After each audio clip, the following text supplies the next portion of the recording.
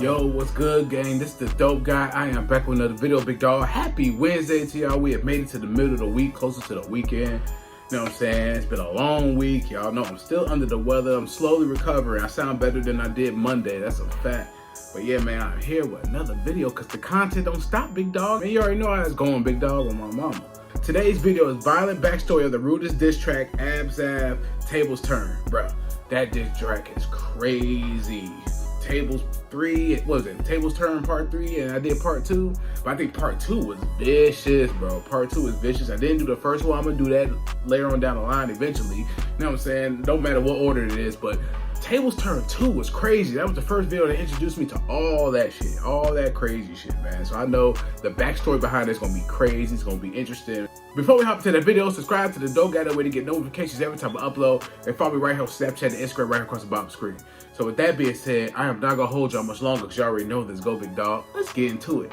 Yes, sirski. UK drill fans are going wild right now after a West London rapper called Abzsav dropped probably the rudest 3 songs to ever come out. In today's video, we are going into the backstory of these 3 diss tracks, which will clear up a lot about why they are so violent. Let's get into it.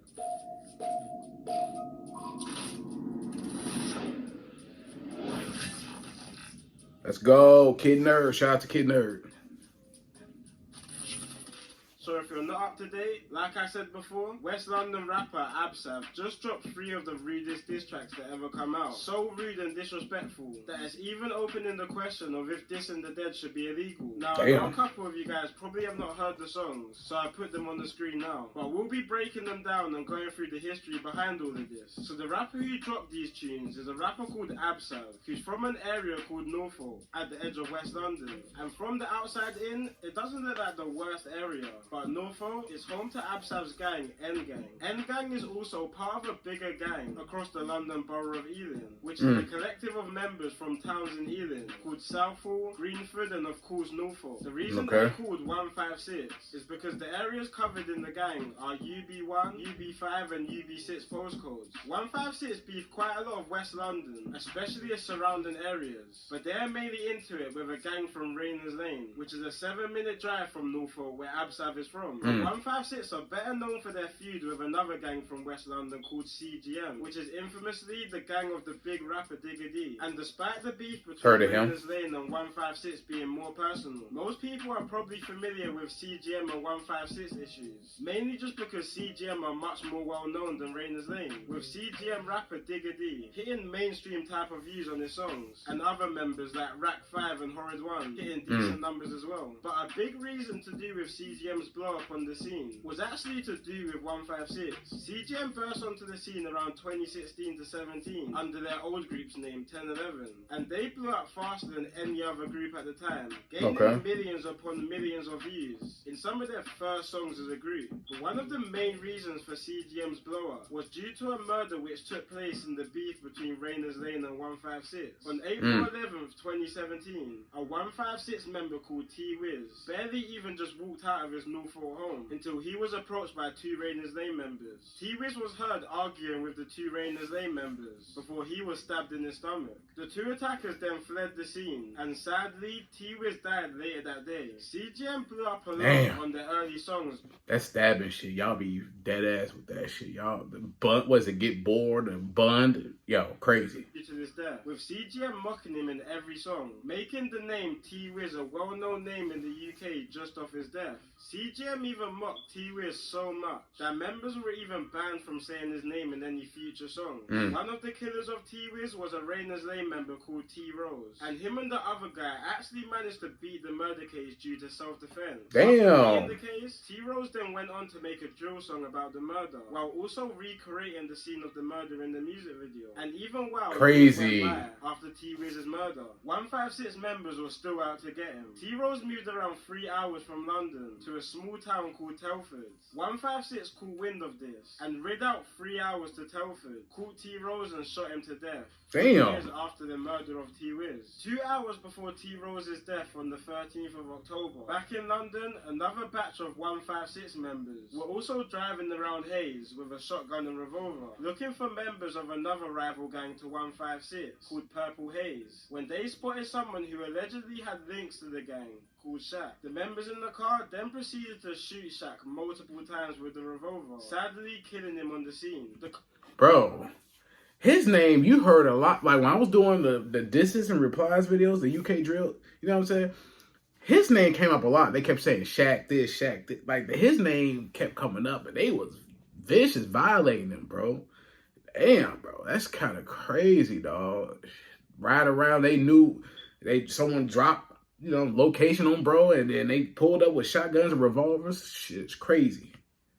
Was then dumped, doused with petrol, and burnt a few miles away from the shooting. 5 people have been charged with this murder so far, including a 13-year-old boy, but are yet to go to trial. Abzsav mentions both T-Wiz and Shaq's murder in his Table Turns 1 song, saying 24 hours 2 got dropped. And even at the start of his second diss track, he mocks T-Rose by pretending he's a skeleton. The reason for this was because a couple years back, CGM member Horrid One mocked T-Wiz by pretending he's a skeleton of him. See, a year before the double murder of Shaq and T-Rose, the tables are very much turned in this feud. Now, if you listen to CGM rapper Digga D's tunes, you'll probably hear or see him mentioning a guy called JoJo. Or you might have seen him with a diamond ring with the words Free JoJo engraved in it. Well, JoJo was a Rainers Lane member who was getting into it heavy with 156. So much that the feds had to relocate him more than an hour away from Rainers Lane to East London and Ilford to keep him out of trouble after he caught a couple cases. But unfortunately, this didn't stop him from getting into it with 156 members, which was clear on November the 18th, 2017. On this day, JoJo left his Ilford home, carrying a black motorcycle helmet at 4:45 PM, and got a train from Ilford to Norfolk, territory of the 156 gang. He then met up with 3 friends, and around 10 PM, with 2 mopeds and shanks, they started to circle around Norfolk looking for 156 members. Damn! Unfortunately, on some bad timing, some affiliates of 156 just happened to grab some drinks from a shop and were heading back to their friend's house to enjoy their Saturday night. When they got to a road called Newnham Close in Norfolk, which was the same road their friend T-Wiz happened to be stabbed to death a few months back, JoJo and his friends spotted the group and jumped off their mopeds to try and catch up to them. The 156 group split up and started running for their lives. But once JoJo and his friends got back on their mopeds looking for the group, they managed to spot an 18-year-old called Jason Isaacs in a dead end separated from his group. Damn. Resulted with Jason being stabbed 8 times from a sword and machete. Jason managed to get himself to a friend's house and eventually to a hospital, but a few days later, sadly, he was pronounced dead. The mopeds from the attack were dumped but later recovered by police, and once the forensic team investigated them, JoJo's blood was discovered on one of the bikes. Not only that, but when the feds pulled up to JoJo's house, they recovered the same puffer jacket, hoodie, and helmet which was shown on the CCTV. God damn, get rid of it. Eventually charged with the murder, but the only issue was that there was 3 more people to catch. The evidence was crazy on JoJo, but the feds didn't want him just to go down for the murder. Right. JoJo refused to testify against his friends, and ultimately was sentenced to life with a minimum of 20 years. Just like T-Wiz, Jay was heavily mocked in songs, mainly from Rainers Lane members, with no type of remorse for the 2 young lads. These niggas be young, bro, doing this shit. This really took a toll on Abzsav, who had just lost 2 of his friends. In a recent interview he just done with Fumes the Engineer, he shout out to talks about Fumes. how people were dissing his friends for years, and back then for a lot of people it was all fun and games, without anyone realizing that certain guys actually lost a friend in real life. He goes on to say that the reason he called these diss tracks Tables Turned because he was just replying to all the disses his gang has been getting for years. And when we actually look at the lyrics of his Tables Turned songs, you can see that a lot of disses actually go lyric to lyric with the same disses opposition gangs have said previously, but obviously just changed up to fit the agenda of his gang. But despite all of this, some people still think Abzsav went too overboard, talking about a lot of sensitive situations, like a CGM member called AP's mum dying. He then even goes into dissing big UK drill rapper Russ by pretty much saying CGM can't try what they done to Russ, with him dissing AP's mum. A bit of backstory on this, basically around 2 years ago, just like Abzsav, drill rapper Russ also dissed AP's mum in the group chat between Russ and CGM members. At the time, Russ was cool with CGM, mainly because his right Crazy, hand, dog. another drill rapper called Taze, is cousins with a couple CGM members.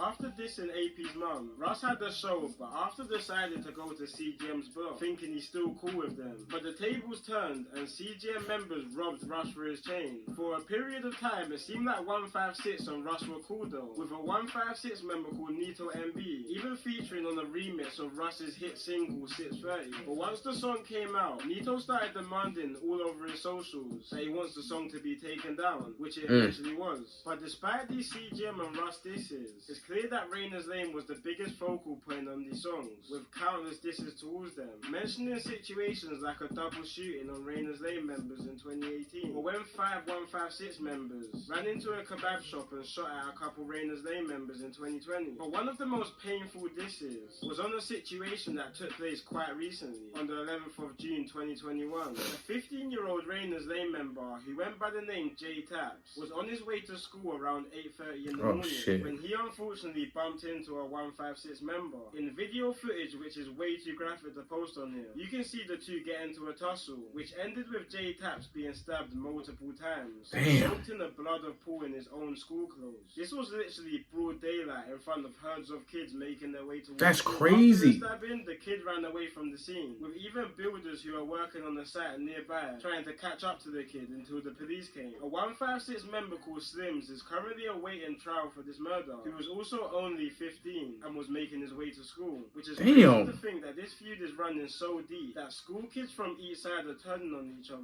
In Abzav's crazy, bro.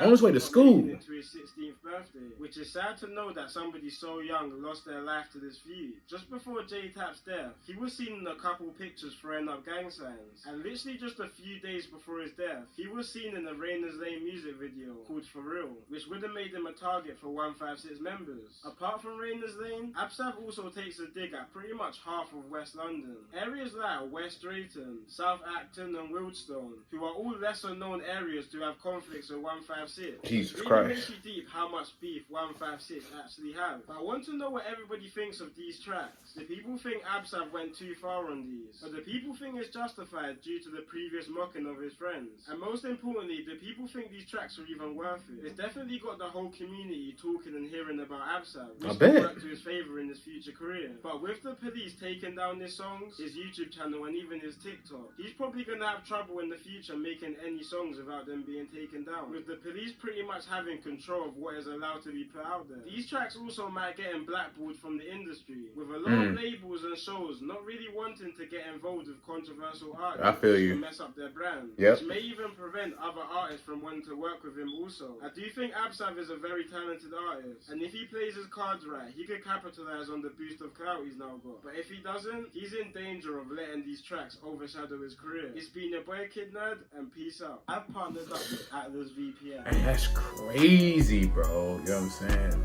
So that's why them videos had like low views, because they was taken down before. That shit is wild, bro. You know what I'm saying? But you know, that's part of drill music. You know, people thrive off this shit. A lot of rappers built their careers off the drill scene, like the Dirks, the Chief Keefs, all of them. That's niggas from Chicago, the Pop Smoke, God rest his soul.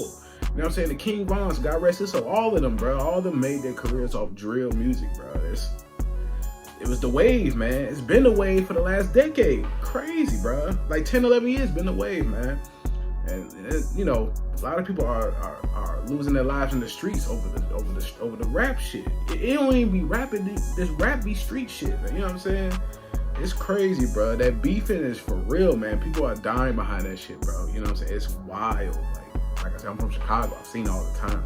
Hear about it all the time. It's crazy, bro. You know what I'm saying? Just, man, shout out to all my people in the UK. Keep striving, you know, do your thing music-wise. You know what I'm saying? Just stay safe out there, man, for sure. But yeah, I hope you enjoyed the reaction to this video. If you enjoyed my reaction, please give me a thumbs up. Subscribe to the Dope Guy Big Dog. Hit the notification bell whenever I upload. Follow me right here on Snapchat and Instagram right here across the bottom screen.